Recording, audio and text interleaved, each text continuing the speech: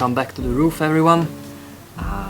You might have seen me make shingles in the previous videos. I put recently a video of the way I make shingles, and you can see it here. And in the past I also posted a video showing the traditional way of making these roof shingles, and you can check it out here. And with the shingles finished, there is really just one last step in making of the roof, and that is putting the shingles on the roof. There are many ways to put the shingles on the roof. There are many types of the shingles, and I'm not going to get into it too deep. This is just the way I put the shingles on the roof. It's not the only way. I'm not saying it's the best way. It's the way I use, and it's the way the shingles were laid on this roof before, on the old roof. So, how to put the shingles on? What I like to do is to take a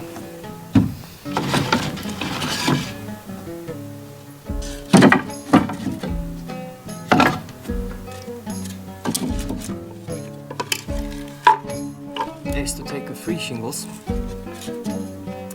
That's just my choice. Some people like to take 5, some even 7. I like to take just the 3 because it's easier to handle. You start by placing the first shingle on the roof. You push it in. Then you take the second one. You put it on the same way.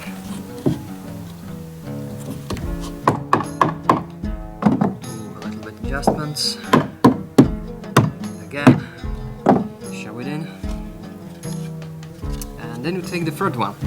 And by the way, I'm not just putting these shingles on randomly.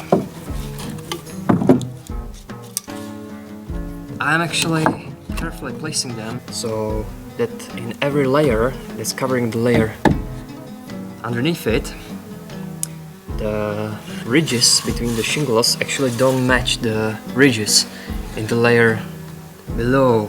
That's because the water is going to get into ridges, and you don't want the water go there because it will stay there and will take more time to dry out. You want the water to slide down on the roof. So if I can help it, I'm trying to put the shingles on in such a way that the ridges between the shingles do not match the ridges in the layer beneath, and also in the layer that is going to cover this layer. Okay, I got the shingles on. I give them a little tap that causes the shingles to bite into each other. I then take a nail. By the way, I am using copper nails. You can use iron nails. Actually, the iron nails would be the most common choice.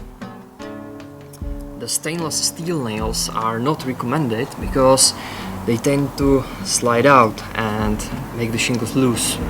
So I take my nail and I hammer it into the third shingle.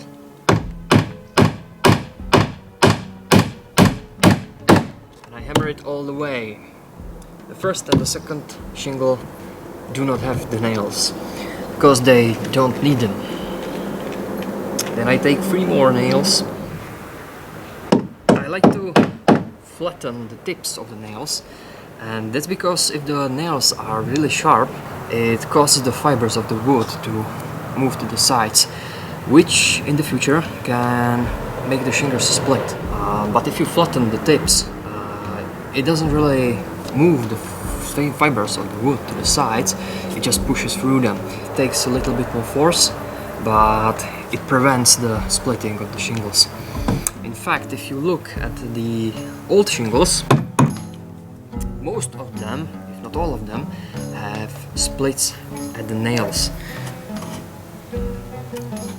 Okay, so I take my nail and I hammer it into the first shingle.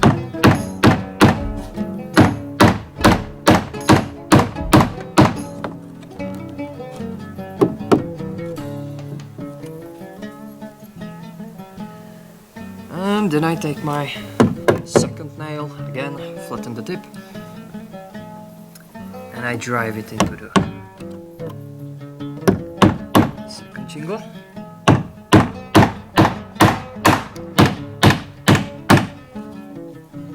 And I take my third nail, again flatten the tip just a little bit, and I drive it into the third shingle. As you might have noticed, I'm not